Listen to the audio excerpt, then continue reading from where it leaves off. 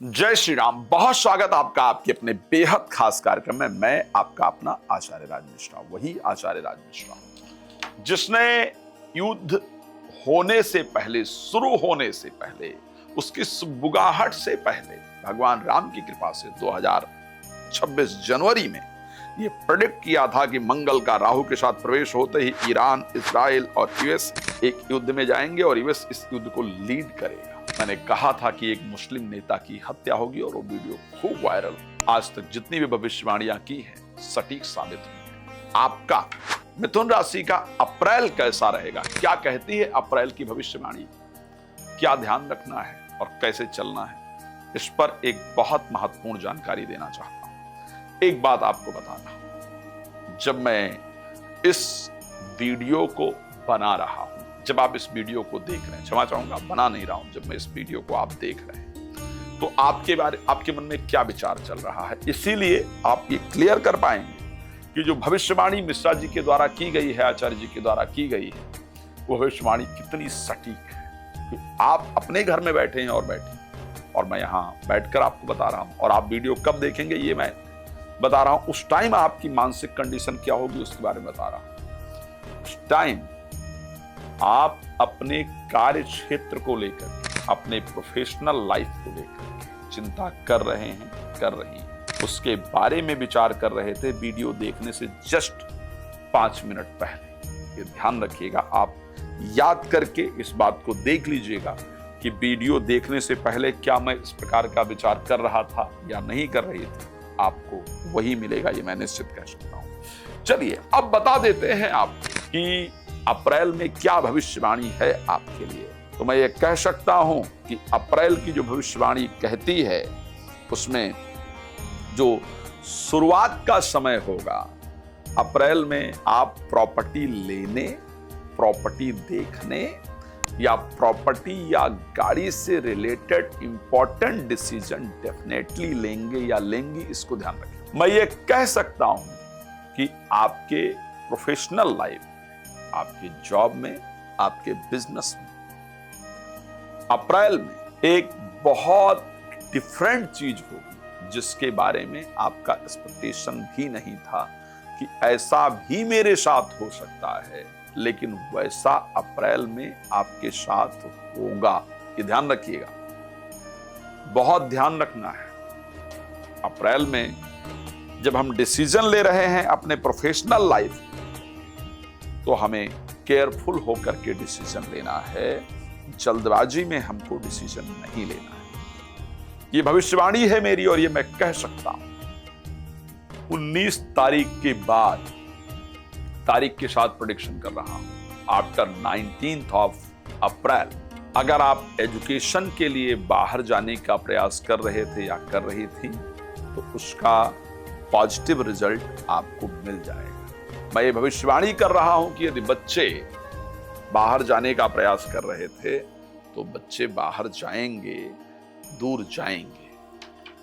मैं ये कह सकता हूं, ये मेरी भविष्यवाणी है आपके लिए कि आपको 19th ऑफ अप्रैल के बाद जो नींद की दिक्कत थी वो आपकी दूर होगी। मैं ये कह सकता हूं कि 19th ऑफ अप्रैल के बाद आप पैसे को रोकना शुरू करेंगे, बचाना शुरू करेंगी। जो पैसे का बेकार में खर्चा हो रहा था वो खर्चा आपका निश्चित रूप से रुकेगा।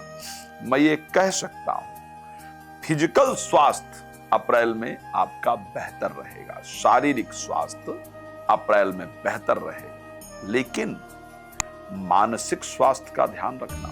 मन में पूरे अप्रैल, इस बात को बिल्कुल नोट कर लीजिएगा, मैं बिल्कुल सत्य कह रहा हूं और एक बार देखिएगा, मुझे रिप्लाई भी कीजिएगा। अप्रैल के महीने में पूरा अप्रैल काम काम काम। यहां नौकरी के लिए अप्लाई करना है, मुझे नौकरी चेंज करना है, मुझे अभी तक रिजल्ट नहीं आया है, सिर्फ कार्य या कार्य का बहुत बर्डन है, अचानक कार्य काम का फ्लो बढ़ गया है जिसको लेकर के परेशान है।